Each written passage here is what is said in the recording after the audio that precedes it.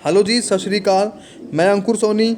Welcome ਹੈ ਤੁਹਾਡਾ ਸਭ ਦਾ ਸਤਲੁਜ ਆਨਲਾਈਨ ਕਲਾਸਿਸ ਦੇ YouTube ਪਲੇਟਫਾਰਮ 'ਤੇ ਆਪਾਂ ETT ਸੈਕਿੰਡ ਪੇਪਰ ਦੀ ਪ੍ਰੀਪਰੇਸ਼ਨ ਕਰ ਰਹੇ ਹਾਂ, ਜਿਹਦੇ ਵਿੱਚ ਆਪਾਂ ਹੁਣ ਤੱਕ ਜੋਗਰਾਫੀ ਦੇ 2 ਚੈਪਟਰ ਜੋ ਹੈ ਕੰਪਲੀਟ ਕਰ ਚੁੱਕੇ ਹਾਂ ਅਤੇ ਅੱਜ ਆਪਾਂ ਥਰਡ ਚੈਪਟਰ ਨੂੰ ਹੈ ਸਟਾਰਟ ਕਰਨ ਜਾ ਰਹੇ ਹਾਂ। ਤਾਂ ਜੋ ਵੀ ਕੈਂਡੀਡੇਟ ਆਪਣੇ ਚੈਨਲ 'ਤੇ ਨਵਾਂ ਹੈ ਜਾਂ ਫਿਰ ETT ਸੈਕਿੰਡ ਪੇਪਰ ਦੀ ਪ੍ਰੀਪਰੇਸ਼ਨ ਕਰ ਰਿਹਾ ਹੈ ਤਾਂ ਚੈਨਲ ਨੂੰ ਸਬਸਕ੍ਰਾਈਬ ਕਰਕੇ ਬੈਲ ਆਈਕਨ ਦਬਾ ਲਵੋ, ਤਾਂ ਕਿ ਆਉਣ ਵਾਲੀ ਹਰ ਇੱਕ ਕਲਾਸ ਦਾ ਨੋਟੀਫਿਕੇਸ਼ਨ ਤੁਹਾਨੂੰ ਮਿਲ ਸਕੇ। ਅਤੇ ਇਸੇ ਦੇ ਨਾਲ ਕਲਾਸ ਦੇ ਡਿਸਕ੍ਰਿਪਸ਼ਨ ਬਾਕਸ ਦੇ ਅੰਦਰ ਤੁਹਾਨੂੰ ਟੈਲੀਗ੍ਰਾਮ ਦਾ ਲਿੰਕ ਮਿਲ ਜਾਏਗਾ, ਉਸ ਨੂੰ ਵੀ ਜੁਆਇਨ ਕਰ ਲਵੋ। ਉੱਥੇ ਟਾਈਮ 'ਤੇ ਹਰ ਇੱਕ ਅਪਡੇਟ, ਹਰ ਇੱਕ ਜੋ ਹੈ ਕਲਾਸ ਦਾ ਲਿੰਕ ਅਤੇ ਨਾਲੇ ਹਰ ਇੱਕ ਟੌਪਿਕ ਦੇ PDF ਨੋਟਸ ਜੋ ਹੈ ਸੈਂਡ ਕੀਤੇ ਜਾਂਦੇ ਆ, ਤੁਸੀਂ ਉੱਥੋਂ ਡਾਊਨਲੋਡ ਕਰ ਸਕਦੇ ਹੋ। ਤਾਂ ਚਲੋ ਸਟਾਰਟ ਕਰਦੇ ਹਾਂ ਕਲਾਸ ਨੂੰ। ਟੌਪਿਕ ਹੈ ਜੀ ਆਪਣਾ ਅੱਜ ਦਾ ਜਲਵਾਯੂ ਯਾਨੀ ਕਿ ਕਲਾਈਮੇਟ। ਭਾਰਤ ਇੱਕ ਵਿਸ਼ਾਲ ਦੇਸ਼ ਹੈ। ਇਸ ਦੀਆਂ ਵੱਡੀਆਂ ਧਰਾਤਲੀ ਇਕਾਈਆਂ ਪ੍ਰਾਇਦਵੀਪ, ਹੋਂਦ ਅਤੇ ਕਰਕ ਰੇਖਾ ਦੀ ਸਥਿਤੀ ਜਿਸ ਦੇ ਜਲਵਾਯੂ 'ਤੇ ਸਪਸ਼ਟ ਪ੍ਰਭਾਵ ਪਾਉਂਦੇ ਹਨ। ਤਾਂ ਦੇਖੋ ਕੀ ਹੈ ਕਿ ਇੱਥੇ ਜੋ ਹੈ 2 ਇੰਪੋਰਟੈਂਟ ਸ਼ਬਦ ਆਏ ਨੇ, ਇੱਕ ਹੈ ਜੀ ਪ੍ਰਾਇਦਵੀਪ ਅਤੇ ਦੂਸਰਾ ਹੈ ਕਰਕ ਰੇਖਾ। ਠੀਕ ਹੈ, ਤਾਂ ਪ੍ਰਾਇਦਵੀਪ ਦਾ ਮਤਲਬ ਆਪਾਂ ਪਹਿਲਾਂ ਵੀ ਜਾਣ ਚੁੱਕੇ ਹਾਂ ਕਿ ਪ੍ਰਾਇਦਵੀਪ ਉਹ ਏਰੀਆ ਹੁੰਦਾ ਹੈ ਜਿਹਦੇ 3 ਪਾਸੇ ਪਾਣੀ ਅਤੇ ਇੱਕ ਪਾਸੇ ਭੂਮੀ ਲੱਗਦੀ ਹੋਵੇ, ਯਾਨੀ ਕਿ ਇਹੋ ਜਿਹਾ ਸਥਾਨ ਜਾਂ ਇਹੋ ਜਿਹੀ ਜਗ੍ਹਾ ਜਿਹਦੇ 3 ਪਾਸੇ ਤਾਂ ਪਾਣੀ ਲੱਗਦਾ ਹੋਵੇ ਅਤੇ ਇੱਕ ਪਾਸੇ ਜ਼ਮੀਨ ਲੱਗਦੀ ਹੋਵੇ, ਉਹਨੂੰ ਆਪਾਂ ਆਖਦੇ ਹਾਂ ਪ੍ਰਾਇਦਵੀਪ। ਅਤੇ ਜੋ ਕਰਕ ਰੇਖਾ ਹੈ ਜੀ, ਕਰਕ ਰੇਖਾ ਆਪਣੇ ਭਾਰਤ ਦੇਸ਼ ਦੇ ਮੱਧ ਵਿੱਚੋਂ ਲੰਘਦੀ ਹੈ ਅਤੇ ਟੋਟਲ 8 ਰਾਜਾਂ ਨੂੰ ਕੱਟਦੀ ਹੋਈ ਇਹ ਜਾਂਦੀ ਹੈ। ਠੀਕ ਹੈ ਜੀ, ਤਾਂ ਪ੍ਰਾਇਦਵੀਪ ਅਤੇ ਕਰਕ ਰੇਖਾ ਅਤੇ ਧਰਾਤਲੀ ਇਕਾਈਆਂ ਦੇ ਕਰਕੇ ਜੋ ਆਪਣੇ ਭਾਰਤ ਵਿੱਚ ਜੋ ਹੈ ਅਲੱਗ-ਅਲੱਗ ਜੋ ਹੈ ਜਗ੍ਹਾ 'ਤੇ ਭਿੰਨਤਾਵਾਂ ਪਾਈ ਜਾਂਦੀਆਂ ਨੇ। ਦੇਸ਼ ਦੀਆਂ ਵਿਸ਼ਾਲ ਧਰਾਤਲੀ ਭਿੰਨਤਾਵਾਂ ਦੇ ਕਾਰਨ ਹੀ ਇਸ ਦੇ ਤਾਪਮਾਨ, ਵਰਖਾ, ਤੂਫਾਨ, ਪੌਣਾ ਅਤੇ ਬੱਦਲਾਂ ਆਦਿ ਦੀ ਮਾਤਰਾ ਵਿੱਚ ਭਿੰਨਤਾਵਾਂ ਮਿਲਦੀਆਂ ਨੇ। ਯਾਨੀ ਕਿ ਦੇਸ਼ ਦੇ ਅਲੱਗ-ਅਲੱਗ ਏਰੀਆ ਦੇ ਵਿੱਚ ਜੋ ਭਿੰਨਤਾਵਾਂ ਨੇ ਕਸ਼ਿਸ਼ ਦੀਆਂ, ਆਪਣੀਆਂ ਤਾਪਮਾਨ ਨੂੰ ਲੈ ਕੇ, ਵਰਖਾ, ਤੂਫਾਨ ਜਾਂ ਪੌਣਾ ਅਤੇ ਬੱਦਲਾਂ ਨੂੰ ਲੈ ਕੇ ਜੋ ਭਿੰਨਤਾਵਾਂ ਨੇ ਦੇਸ਼ ਦੇ ਅੰਦਰ ਅਲੱਗ-ਅਲੱਗ ਥਾਂ 'ਤੇ ਅਲੱਗ-ਅਲੱਗ ਮਿਲਦੀਆਂ ਹਨ। ਠੀਕ ਹੈ, ਨੈਕਸਟ ਆਪਾਂ ਪੜ੍ਹਾਂਗੇ ਜੀ ਖੇਤਰੀ ਭਿੰਨਤਾਵਾਂ ਦੇ ਬਾਰੇ, ਯਾਨੀ ਕਿ ਰੀਜਨਲ ਡਿਫਰੈਂਸਿਸ ਦੇ ਬਾਰੇ, ਕਿ ਆਪਣੇ ਪੂਰੇ ਦੇਸ਼ ਦੇ ਅੰਦਰ ਅਲੱਗ-ਅਲੱਗ ਥਾਵਾਂ 'ਤੇ ਜੋ ਡਿਫਰੈਂਸਿਸ ਨੇ ਕਿਸੇ ਵੀ ਚੀਜ਼ ਨੂੰ ਲੈ ਕੇ, ਚਾਹੇ ਤਾਪਮਾਨ ਨੂੰ ਲੈ ਕੇ, ਚਾਹੇ ਆਪਣੇ ਦਬਾਅ ਨੂੰ ਲੈ ਕੇ, ਯਾਨੀ ਕਿ ਪ੍ਰੈਸ਼ਰ ਨੂੰ ਲੈ ਕੇ, ਉਸ ਦੇ ਬਾਰੇ ਆਪਾਂ ਜੋ ਹੈ ਸਟੱਡੀ ਕਰਾਂਗੇ। ਤਾਂ ਤਾਪਮਾਨ ਦੇ ਪੱਖੋਂ ਦੇਸ਼ ਭਰ ਵਿੱਚੋਂ ਸਰਦੀਆਂ ਵਿੱਚ ਉੱਚੇ ਹਿਮਾਲਿਆ ਪਰਬਤਾਂ ਵਿਚਾਲੇ ਵਸੇ ਕਾਰਗਿਲ ਦੇ ਨੇੜੇ ਦਰਾਸ ਨਾਮ ਦੇ ਸਥਾਨ ਉੱਤੇ -45 ਡਿਗਰੀ ਤੱਕ ਤਾਪਮਾਨ ਗਿਰ ਜਾਂਦਾ ਹੈ। ਯਾਨੀ ਕਿ ਜੋ ਦਰਾਸ ਨਾਮ ਦਾ ਸਥਾਨ ਹੈ, ਜਿਹਨੂੰ ਆਪਾਂ ਦਰਾਸ ਸੈਕਟਰ ਵੀ ਕਹਿੰਦੇ ਹਾਂ। ਕੀ ਕਹਿੰਦੇ ਹਾਂ ਜੀ? ਇਹਨੂੰ ਆਪਾਂ ਦਰਾਸ ਸੈਕਟਰ ਵੀ ਕਹਿੰਦੇ ਹਾਂ। ਦੇਖੋ ਤੁਸੀਂ ਦੇਖ ਸਕਦੇ ਹੋ, ਮੈਂ ਲਿਖ ਰਿਹਾ ਦਰਾਸ ਸੈਕਟਰ। ਜੋ ਦਰਾਸ ਸੈਕਟਰ ਵਾਲਾ ਏਰੀਆ ਹੈ, ਇਹ ਆਪਣੇ ਭਾਰਤ ਦੇਸ਼ ਦਾ ਸਭ ਤੋਂ ਠੰਡਾ ਏਰੀਆ ਹੈ, ਜਿਹਦੇ ਅੰਦਰ ਸਰਦੀਆਂ ਦੇ ਅੰਦਰ -45 ਡਿਗਰੀ ਟੈਂਪਰੇਚਰ ਪਹੁੰਚ ਜਾਂਦਾ ਹੈ। ਠੀਕ ਹੈ, ਤਾਂ ਇਸੇ ਦੇ ਅਪੋਜਿਟ ਸਰਦੀਆਂ ਦੇ ਅੰਦਰ ਕੀ ਹੁੰਦਾ ਹੈ ਕਿ ਜੋ ਤਾਮਿਲਨਾਡੂ ਦੇ ਚੇਨਈ, ਮਦਰਾਸ ਦੇ ਸਥਾਨ 'ਤੇ 20 ਡਿਗਰੀ ਸੈਲਸੀਅਸ ਤੋਂ ਵੱਧ ਤਾਪਮਾਨ ਹੁੰਦਾ ਹੈ। ਯਾਨੀ ਕਿ ਸਰਦੀਆਂ ਦੇ ਟਾਈਮ 'ਤੇ ਇੱਕ ਟਾਈਮ 'ਤੇ ਤਾਂ ਜੋ ਆਪਣਾ ਦਰਾਸ ਸੈਕਟਰ ਏਰੀਆ ਹੈ ਉੱਥੇ -45 ਡਿਗਰੀ ਟੈਂਪਰੇਚਰ ਹੈ, ਲੇਕਿਨ ਉਸੇ ਟਾਈਮ 'ਤੇ ਆਪਣੇ ਦੇਸ਼ ਦੇ ਸਾਊਥ ਵਾਲੇ ਏਰੀਏ 'ਚ ਤਾਮਿਲਨਾਡੂ ਦੇ ਚੇਨਈ ਵਿੱਚ ਜੋ ਤਾਪਮਾਨ ਹੈ ਕਿੰਨਾ ਹੁੰਦਾ ਹੈ ਜੀ? 20 ਡਿਗਰੀ ਸੈਲਸੀਅਸ ਤੋਂ ਵੀ ਜ਼ਿਆਦਾ। ਤਾਂ ਇਸ ਕਰਕੇ ਆਪਣਾ ਜੋ ਉੱਤਰੀ ਭਾਰਤ ਹੋ ਗਿਆ ਅਤੇ ਦੱਖਣੀ ਭਾਰਤ ਵਿੱਚ ਜੋ ਇਹ ਭਿੰਨਤਾ ਹੋਈ ਕਿਸ ਚੀਜ਼ ਦੀ? ਟੈਂਪਰੇਚਰ ਦੀ, ਤਾਪਮਾਨ ਦੀ। ਨੈਕਸਟ ਹੈ ਗਰਮੀਆਂ ਵਿੱਚ ਜੈਸਲਮੇਰ ਦੇ ਸਥਾਨ ਦਾ ਤਾਪਮਾਨ 50 ਡਿਗਰੀ ਸੈਲਸੀਅਸ ਨੂੰ ਪਾਰ ਕਰ ਜਾਂਦਾ ਹੈ, ਤਾਂ ਸ਼੍ਰੀਨਗਰ ਵਿੱਚ ਕੇਵਲ 20 ਡਿਗਰੀ ਸੈਲਸੀਅਸ ਤੱਕ ਤਾਪਮਾਨ ਹੁੰਦਾ ਹੈ। ਠੀਕ ਹੈ, ਜੇ ਆਪਾਂ ਗੱਲ ਕਰਦੇ ਹਾਂ ਗਰਮੀਆਂ ਦੇ ਵਿੱਚ, ਤਾਂ ਗਰਮੀਆਂ ਦੇ ਵਿੱਚ ਜੋ ਜੈਸਲਮੇਰ ਏਰੀਆ ਹੈ, ਜੈਸਲਮੇਰ ਕਿੱਥੇ ਪੈਂਦਾ ਹੈ ਜੀ? ਜੈਸਲਮੇਰ ਪੈਂਦਾ ਹੈ ਰਾਜਸਥਾਨ 'ਤੇ। ਅਤੇ ਜੋ ਸ਼੍ਰੀਨਗਰ ਹੈ, ਇਸ ਦੇ ਟੈਂਪਰੇਚਰ ਦੇ ਵਿੱਚ ਜੋ ਹੈ ਭਿੰਨਤਾ ਪਾਈ ਜਾਂਦੀ ਹੈ। ਜੈਸਲਮੇਰ ਵਿੱਚ ਜੋ ਟੈਂਪਰੇਚਰ ਹੈ 50 ਡਿਗਰੀ ਸੈਲਸੀਅਸ ਨੂੰ ਵੀ ਕਰੋਸ ਕਰ ਜਾਂਦਾ ਹੈ, ਪਰ ਲੇਕਿਨ ਉਸੇ ਸਮੇਂ ਸ਼੍ਰੀਨਗਰ ਦੇ ਅੰਦਰ ਜੋ ਟੈਂਪਰੇਚਰ ਹੈ ਸਿਰਫ 20 ਡਿਗਰੀ ਸੈਲਸੀਅਸ ਹੀ ਹੁੰਦਾ ਹੈ। ਠੀਕ ਹੈ ਜੀ, ਤਾਂ ਇਹ ਆਪਾਂ ਟੈਂਪਰੇਚਰ ਦੇ ਪੱਖੋਂ ਜੋ ਹੈ ਭਿੰਨਤਾ ਵੇਖੀ ਹੈ ਗਰਮੀਆਂ ਦੇ ਵਿੱਚ ਵੀ ਅਤੇ ਸਰਦੀਆਂ ਦੇ ਵਿੱਚ ਵੀ। ਅਤੇ ਇੰਡੀਆ ਦਾ ਜਾਂ ਦੇਸ਼ ਦਾ ਆਪਣੇ ਜੋ ਹੈ ਸਭ ਤੋਂ ਜ਼ਿਆਦਾ ਠੰਡਾ ਇਲਾਕਾ ਕਿਹੜਾ ਹੈ ਜੀ? ਉਹ ਹੈ ਦਰਾਸ ਸੈਕਟਰ, ਜਿੱਥੇ -45 ਡਿਗਰੀ ਟੈਂਪਰੇਚਰ ਪਹੁੰਚ ਜਾਂਦਾ ਹੈ। ਅਤੇ ਲੇਕਿਨ ਆਪਣੇ ਦੇਸ਼ ਦਾ ਸਭ ਤੋਂ ਗਰਮ ਵਾਲਾ ਇਲਾਕਾ ਹੈ ਜੈਸਲਮੇਰ। ਕਿਹੜਾ ਹੈ? ਜੈਸਲਮੇਰ, ਜੋ ਕਿ ਰਾਜਸਥਾਨ 'ਚ ਪੈਂਦਾ ਹੈ। ਸੈਕਿੰਡ ਪੁਆਇੰਟ ਹੈ ਵਰਖਾ ਦੇ ਹਿਸਾਬ ਨਾਲ ਖਾਸੀ ਦੀ ਪਹਾੜੀਆਂ ਵਿੱਚ ਮਾਸਿਨਰਾਮ ਵਿੱਚ ਦੇਸ਼ ਦੀ ਵੱਧ ਤੋਂ ਵੱਧ ਅਤੇ ਔਸਤ ਸਾਲਾਨਾ ਵਰਖਾ 1080 ਸੈਂਟੀਮੀਟਰ ਹੁੰਦੀ ਹੈ, ਜਦਕਿ ਪੱਛਮੀ ਥਾਰ ਮਾਰੂਥਲ ਵਿੱਚ ਸਾਲਾਨਾ ਵਰਖਾ ਦੀ ਮਾਤਰਾ ਕੇਵਲ 12 ਸੈਂਟੀਮੀਟਰ ਹੁੰਦੀ ਹੈ। ਯਾਨੀ ਕਿ ਜੋ ਮਾਸਿਨਰਾਮ ਹੈ, ਮਾਸਿਨਰਾਮ ਕਿੱਥੇ ਪੈਂਦਾ ਹੈ? ਅਗਰ ਆਪਾਂ ਇੰਡੀਆ ਦਾ ਮੈਪ ਬਣਾਈਏ ਤਾਂ ਇੰਡੀਆ ਦਾ ਮੈਪ ਦੇ ਅੰਦਰ ਤੁਸੀਂ ਦੇਖੋਗੇ ਕਿ ਮਾਸਿਨਰਾਮ ਹੈ ਉਹ ਆਪਣੇ ਪੂਰਬੀ ਜੋ ਰਾਜ ਹੈ ਉੱਥੇ ਉੱਥੇ ਪਾਇਆ ਜਾਂਦਾ ਹੈ। ਅਤੇ ਮਾਸਿਨਰਾਮ ਜੋ ਹੈ ਉਹ ਆਪਣੀ ਮੇਘਾਲਿਆ ਸਟੇਟ ਦਾ ਹਿੱਸਾ ਹੈ। ਅਤੇ ਮਾਸਿਨਰਾਮ ਦੇ ਵਿੱਚ ਦੁਨੀਆ ਅਤੇ ਭਾਰਤ ਦੀ ਸਭ ਤੋਂ ਜ਼ਿਆਦਾ ਵਰਖਾ ਕਿੰਨੀ 1080 ਸੈਂਟੀਮੀਟਰ ਪਲੱਸ ਵਰਖਾ ਹੁੰਦੀ ਹੈ ਇੱਥੇ ਐਵਰੇਜ, ਠੀਕ ਹੈ ਜੀ, ਹਰ ਸਾਲ। ਅਤੇ ਲੇਕਿਨ ਇਸੇ ਦੇ ਅਪੋਜਿਟ ਜੋ ਆਪਣਾ ਥਾਰ ਮਰੂਸਥਲ ਹੈ, ਕਿਹੜਾ ਥਾਰ ਮਰੂਸਥਲ ਦੇ ਵਿੱਚ ਜੋ ਵਰਖਾ ਹੈ ਸਿਰਫ ਕਿੰਨੀ ਹੁੰਦੀ ਹੈ 12 ਸੈਂਟੀਮੀਟਰ ਪੂਰੇ ਸਾਲ ਦੇ ਅੰਦਰ, ਠੀਕ ਹੈ। ਦੇਖੋ ਕਿੰਨਾ ਜ਼ਿਆਦਾ ਡਿਫਰੈਂਸ ਹੈ। ਇੱਕ ਪਾਸੇ ਤਾਂ ਸਾਰਾ ਸਾਲ ਵਰਖਾ ਪੈ ਰਹੀ ਹੈ ਅਤੇ ਇੰਨੀ ਜ਼ਿਆਦਾ ਵਰਖਾ, ਅਤੇ ਦੂਜੇ ਪਾਸੇ ਆਪਣੇ ਜੋ ਥਾਰ ਦਾ ਮਰੂਸਥਲ ਹੈ ਬਿਲਕੁਲ ਸੁੱਕਾ ਹੈ, ਨਾ ਵਰਖਾ 12 ਸੈਂਟੀਮੀਟਰ ਦੀ, ਠੀਕ ਹੈ। ਨੈਕਸਟ ਪੁਆਇੰਟ ਹੈ, ਥਰਡ ਪੁਆਇੰਟ, ਬਾੜਮੇਰ ਅਤੇ ਜੈਸਲਮੇਰ ਵਿੱਚ ਜਿੱਥੇ ਲੋਕ ਬੱਦਲਾਂ ਲਈ ਤਰਸ ਜਾਂਦੇ ਹਨ, ਉੱਥੇ ਮੇਘਾਲਿਆ ਵਿੱਚ ਸਾਰਾ ਸਾਲ ਆਕਾਸ਼ ਬੱਦਲਾਂ ਨਾਲ ਢਕਿਆ ਹੀ ਰਹਿੰਦਾ ਹੈ। ਯਾਨੀ ਕਿ ਜੋ ਬਾੜਮੇਰ ਅਤੇ ਜੈਸਲਮੇਰ ਏਰੀਆ ਹੈ ਰਾਜਸਥਾਨ ਦਾ, ਉੱਥੇ ਵਰਖਾ ਜੋ ਹੈ ਨਾ ਮਾਤਰ ਹੀ ਹੁੰਦੀ ਹੈ, ਲੋਕ ਬੱਦਲਾਂ ਅਤੇ ਪਾਣੀ ਨੂੰ ਤਰਸਦੇ ਰਹਿ ਜਾਂਦੇ ਨੇ। ਪਰ ਲੇਕਿਨ ਇਸ ਦੇ ਉਲਟ ਜੋ ਮੇਘਾਲਿਆ ਸਟੇਟ ਹੈ ਉੱਥੇ ਸਾਰਾ ਸਾਲ ਜੋ ਹੈ ਪਾਣੀ ਦੀ ਕਮੀ ਨਹੀਂ ਰਹਿੰਦੀ ਅਤੇ ਵਰਖਾ ਜੋ ਹੈ ਖੂਬ ਵਰਖਾ ਉੱਥੇ ਹੁੰਦੀ ਹੈ। ਨੈਕਸਟ ਪੁਆਇੰਟ ਹੈ, ਇਸੇ ਤਰ੍ਹਾਂ ਮੁੰਬਈ ਅਤੇ ਹੋਰ ਤੱਟੀ ਖੇਤਰਾਂ ਵਿੱਚ ਸਮੁੰਦਰਾਂ ਦਾ ਅਸਰ ਹੋਣ ਕਰਕੇ ਸਮ ਜਲਵਾਯੂ ਰਹਿੰਦੀ ਹੈ।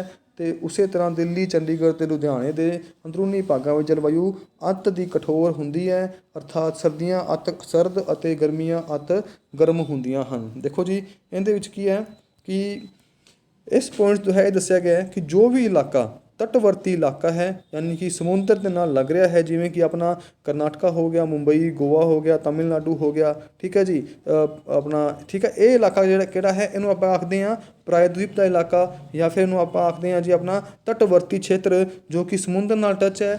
ਇਹਨਾਂ ਦੇ ਵਿੱਚ ਕੀ ਹੈ ਜੋ ਜਲਵਾਯੂ ਪਾਈ ਜਾਂਦੀ ਹੈ ਸਮ ਜਲਵਾਯੂ। ਸਮ ਦਾ ਮਤਲਬ ਹੈ ਕਿ ਨਾ ਹੀ ਬਹੁਤ ਜ਼ਿਆਦਾ ਗਰਮੀ ਅਤੇ ਨਾ ਹੀ ਬਹੁਤ ਜ਼ਿਆਦਾ ਸਰਦੀ। ਅਤੇ ਇਸ ਦੇ ਅਪੋਜਿਟ ਅਗਰ ਆਪਾਂ ਗੱਲ ਕਰਦੇ ਹਾਂ ਦਿੱਲੀ, ਚੰਡੀਗੜ੍ਹ ਅਤੇ ਲੁਧਿਆਣੇ ਦੀ, ਤਾਂ ਇਹ ਕੀ ਹੈ ਆਪਣੇ ਉੱਤਰ ਭਾਰਤ ਦੇ ਇਲਾਕੇ 'ਚ ਪਾਏ ਜਾਂਦੇ ਨੇ। ਅਤੇ ਇਹਨਾਂ ਵਿੱਚ ਕੀ ਹੈ ਬਹੁਤ ਜ਼ਿਆਦਾ ਅਗਰ ਸਰਦੀਆਂ ਹੋਣ ਤਾਂ ਬਹੁਤ ਜ਼ਿਆਦਾ ਸਰਦੀ, ਅਗਰ ਗਰਮੀਆਂ ਹੋਣ ਤਾਂ ਬਹੁਤ ਜ਼ਿਆਦਾ ਗਰਮੀ ਵੇਖੀ ਜਾ ਸਕਦੀ ਹੈ, ਠੀਕ ਹੈ ਜੀ। ਨੈਕਸਟ ਪੁਆਇੰਟ ਹੈ ਜਲਵਾਯੂ ਨੂੰ ਨਿਰਧਾਰਿਤ ਕਰਨ ਵਾਲੇ ਤੱਤ, ਠੀਕ ਹੈ। ਭੂਮੱਧ ਰੇਖਾ ਤੋਂ ਦੂਰੀ, ਤਾਂ ਆਪਾਂ ਦੇਖਾਂਗੇ ਕਿ ਭੂਮੱਧ ਰੇਖਾ ਤੋਂ ਦੂਰੀ ਹੋਣ ਕਰਕੇ ਕਿਹੜੇ ਏਰੀਏ 'ਚ ਜੋ ਹੈ ਜਲਵਾਯੂ ਦਾ ਜੋ ਹੈ ਪ੍ਰਭਾਵ ਪੈਂਦਾ ਹੈ। ਭਾਰਤ ਦੇਸ਼ ਉੱਤਰੀ ਗੋਲਾਰਧ ਵਿੱਚ ਭੂਮੱਧ ਰੇਖਾ ਦੇ ਨੇੜੇ ਸਥਿਤ ਹੈ, ਜਿਸ ਕਰਕੇ ਹਿਮਾਲਿਆ ਪਰਬਤੀ ਖੇਤਰਾਂ ਨੂੰ ਛੱਡ ਕੇ ਦੇਸ਼ ਦੇ ਲਗਭਗ ਸਾਰੇ ਖੇਤਰਾਂ ਵਿੱਚ ਸਾਰਾ ਸਾਲ ਤਾਪਮਾਨ ਉੱਚਾ ਰਹਿੰਦਾ ਹੈ। ਇਸ ਲਈ ਇਸ ਨੂੰ ਗਰਮ ਜਲਵਾਯੂ ਵਾਲਾ ਦੇਸ਼ ਵੀ ਮੰਨਿਆ ਜਾਂਦਾ ਹੈ। ਤਾਂ ਦੇਖੋ ਤੁਹਾਨੂੰ ਸਮਝਾਉਣਾ ਕਿ ਜਿਵੇਂ ਅਗਰ ਆਪਾਂ ਗੱਲ ਕਰੀਏ ਕਿ ਇਹ ਆਪਣੀ ਕੀ ਹੈ, ਇਹ ਆਪਣੀ ਪ੍ਰਿਥਵੀ ਹੈ, ਅਤੇ ਪ੍ਰਿਥਵੀ ਨੂੰ ਜੋ ਹੈ ਭੂਮੱਧ ਰੇਖਾ ਕੱਟ ਰਹੀ ਹੈ ਉੱਤਰੀ ਗੋਲਾਰਧ ਅਤੇ ਦੱਖਣੀ ਗੋਲਾਰਧ ਦੇ ਵਿੱਚ। ਅਤੇ ਜੋ ਆਪਣਾ ਭਾਰਤ ਦੇਸ਼ ਹੈ ਜੀ ਉਹ ਜੋ ਹੈ ਇੱਥੇ ਉੱਤਰੀ ਗੋਲਾਰਧ ਦੇ ਵਿੱਚ ਜੋ ਹੈ ਪੂਰਬ ਵੱਲ ਨੂੰ ਸਥਿਤ ਹੈ, ਠੀਕ ਹੈ। ਅਤੇ ਉੱਤਰੀ ਗੋਲਾਰਧ ਦੇ ਅੰਦਰ ਆਪਣਾ ਭਾਰਤ ਦੇਸ਼ ਸਥਿਤ ਹੈ। ਅਤੇ ਜੋ ਆਪਣਾ ਭੂਮੱਧ ਰੇਖਾ ਦੇ ਨੇੜੇ ਵਾਲਾ ਏਰੀਆ ਹੈ ਇਹ ਤਾਂ ਹੋਏਗਾ ਗਰਮ। ਪਰ ਲੇਕਿਨ ਇਸ ਦੇ ਅਪੋਜਿਟ ਜੋ ਭੂਮੱਧ ਰੇਖਾ ਤੋਂ ਦੂਰ ਹੈ ਆਪਣਾ ਹਿਮਾਲਿਆ ਵਾਲਾ ਖੇਤਰ, ਇਹ ਹੋਏਗਾ ਜੀ ਠੰਡਾ। ਯਾਨੀ ਕਿ ਕਹਿਣ ਦਾ ਭਾਵ ਕੀ ਹੈ ਕਿ ਕਿਸੇ ਵੀ ਦੇਸ਼ ਦਾ ਉਹ ਇਲਾਕਾ ਜੋ ਭੂਮੱਧ ਰੇਖਾ ਦੇ ਨੇੜੇ ਹੋਏਗਾ ਉਹ ਹੋਏਗਾ ਗਰਮ, ਅਤੇ ਜੋ ਆਪਣੇ ਭੂਮੱਧ ਰੇਖਾ ਤੋਂ ਦੂਰ ਹੋਏਗਾ ਜੋ ਇੱਥੇ ਪਾਇਆ ਜਾਏਗਾ ਉਹ ਹੋਏਗਾ ਜੀ ਠੰਡਾ, ਠੀਕ ਹੈ ਜੀ। ਤਾਂ ਭੂਮੱਧ ਰੇਖਾ ਦੇ ਨੇੜੇ ਅਤੇ ਭੂਮੱਧ ਰੇਖਾ ਤੋਂ ਦੂਰ ਜੋ ਵੀ ਇਲਾਕੇ ਹੋਣਗੇ ਉਹਨਾਂ ਵਿੱਚ ਜੋ ਟੈਂਪਰੇਚਰ ਹੈ ਉਹ ਅਪੋਜਿਟ ਪਾਏ ਜਾਣਗੇ, ਠੀਕ ਹੈ ਜੀ। ਤਾਂ ਅੱਗੇ ਸਟੱਡੀ ਕਰਦੇ ਹਾਂ, ਧਰਾਤਲ ਦੇ ਬਾਰੇ ਪੜ੍ਹਾਂਗੇ।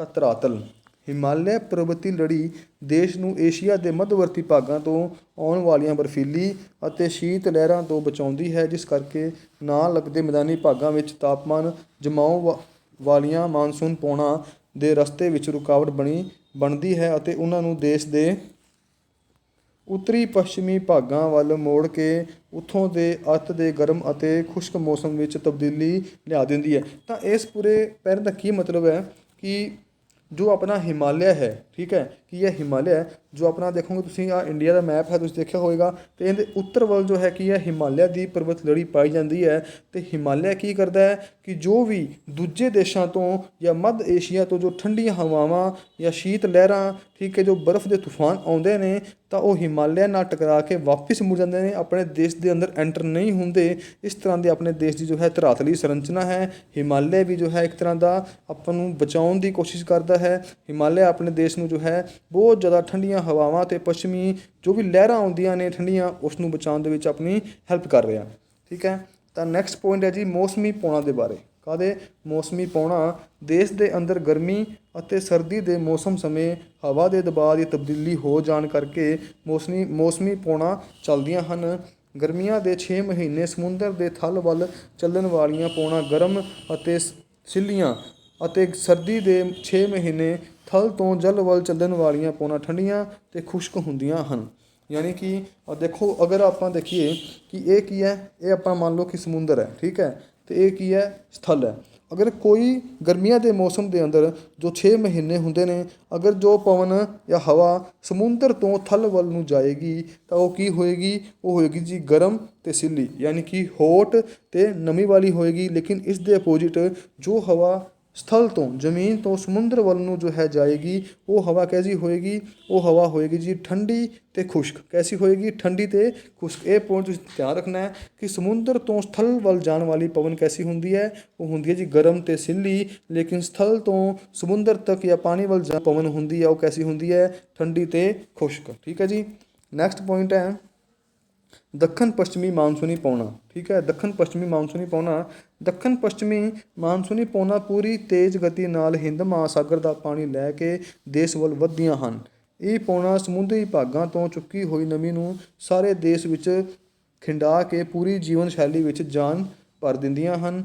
ਪ੍ਰਾਇਦਵੀਪੀ ਭਾਰਤ ਨੂੰ 3 ਪਾਸੇ ਤੋਂ ਸਮੁੰਦਰ ਨਾਲ ਘਿਰਿਆ ਹੋਣ ਕਰਕੇ ਤਟੀ ਭਾਗਾਂ ਵਿੱਚ ਸਮਕਾਲੀ ਜਲਵਾਯੂ ਮਿਲਦੀ ਹੈ, ਜਿਸ ਵਿੱਚ ਗਰਮੀਆਂ ਵਿੱਚ ਘੱਟ ਗਰਮੀ ਅਤੇ ਸਰਦੀਆਂ ਵਿੱਚ ਘੱਟ ਸਰਦੀ ਹੁੰਦੀ ਹੈ। ਅਤੇ ਕਹਿਣ ਦਾ ਭਾਵ ਕੀ ਹੈ ਕਿ ਜੋ ਇਲਾਕਾ ਆਪਣੇ ਪ੍ਰਾਇਦਵੀਪੀ ਭਾਰਤ ਦਾ ਹੈ, ਠੀਕ ਹੈ ਜੀ, ਉਹਦੇ ਵਿੱਚ ਕੀ ਹੁੰਦਾ ਹੈ ਕਿ ਜੋ ਗਰਮੀਆਂ ਦੇ ਵਿੱਚ ਤੋਂ ਗਰਮੀ ਘੱਟ ਪੈਂਦੀ ਹੈ ਅਤੇ ਸਰਦੀਆਂ ਦੇ ਵਿੱਚ ਜੋ ਸਰਦੀ ਹੈ ਉਹ ਵੀ ਘੱਟ ਹੀ ਲੱਗਦੀ ਹੈ। ਅਤੇ ਇਸ ਦੇ ਨਾਲ ਜੋ ਦੱਖਣ ਪੱਛਮੀ ਮਾਨਸੂਨ ਹੈ ਕੀ ਹੈ? ਦੱਖਣ ਪੱਛਮੀ ਮਾਨਸੂਨ ਆਪਣੇ ਇੰਡੀਆ ਦਾ ਤੁਸੀਂ ਮੈਪ ਦੇਖੋਗੇ ਤਾਂ ਇਸ ਤਰ੍ਹਾਂ ਦਾ ਮੈਪ ਹੈ। ਇਹਦੇ ਨੀਚੇ ਕੀ ਹੈ ਜੀ? ਇਹਦੇ ਨੀਚੇ ਹੈ ਹਿੰਦ ਮਹਾਸਾਗਰ ਵਗ ਰਿਹਾ ਹੈ।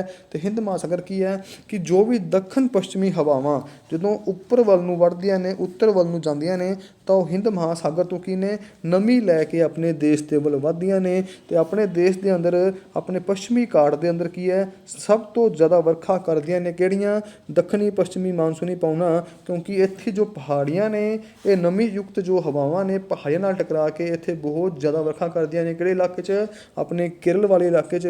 ਤਾਂ ਇਸੇ ਤਰ੍ਹਾਂ ਕੀ ਹੈ, ਇਹ ਹਵਾਵਾਂ ਅੱਗੇ ਵੱਧਦੀਆਂ ਹੋਈਆਂ ਪੂਰੇ ਦੇਸ਼ ਦੇ ਅੰਦਰ ਜੋ ਹੈ ਫੈਲ ਜਾਂਦੀਆਂ ਨੇ। ਤਾਂ ਜਿੱਥੇ ਜਿੱਥੇ ਇਹ ਪਹਾੜਾਂ ਨਾਲ ਟਕਰਾਉਂਦੀਆਂ ਨੇ, ਉੱਥੇ ਜੋ ਹੈ ਇਹ ਵਰਖਾ ਕਰਦੀਆਂ ਰਹਿੰਦੀਆਂ ਨੇ। ਤਾਂ ਇਸੇ ਤਰ੍ਹਾਂ ਕੀ ਹੈ ਕਿ ਇਹ ਹਵਾਵਾਂ ਆਪਣੇ ਜੋ ਬੰਗਾਲ ਦੀ ਖਾੜੀ ਤੋਂ ਵੀ ਪਾਣੀ ਲੈ ਕੇ ਆਪਣੇ ਮੇਘਾਲਿਆ ਵਾਲੇ ਇਲਾਕੇ ਦੇ ਅੰਦਰ ਮਾਸਿਨਰਾਮ ਦੇ ਅੰਦਰ ਜੋ ਪਹਾੜੀਆਂ ਪਾਈ ਜਾਂਦੀਆਂ ਨੇ ਆਪਣੀਆਂ ਗਾਰੋ ਖਾਸੋ ਜਾਂਦੀਆਂ, ਉਹਦੇ ਵਿੱਚ ਕੀ ਹੈ ਆਪਸ ਦੇ ਵਿੱਚ ਟਕਰਾ ਕੇ ਕੀ ਹੈ ਬਹੁਤ ਜ਼ਿਆਦਾ ਵਰਖਾ ਆਪਣੇ ਮਾਸਿਨਰਾਮ ਵਾਲੇ ਇਲਾਕੇ 'ਚ ਹੁੰਦੀ ਹੈ। ਇਸੇ ਕਰਕੇ ਮਾਸਿਨਰਾਮ ਨੂੰ ਕਿਹਾ ਜਾਂਦਾ ਹੈ ਕਿ ਦੇਸ਼ ਦਾ ਅਤੇ ਪੂਰੀ ਦੁਨੀਆ ਦਾ ਸਭ ਤੋਂ ਜ਼ਿਆਦਾ ਵਰਖਾ ਵਾਲਾ ਸਥਾਨ। ਠੀਕ ਹੈ ਜੀ।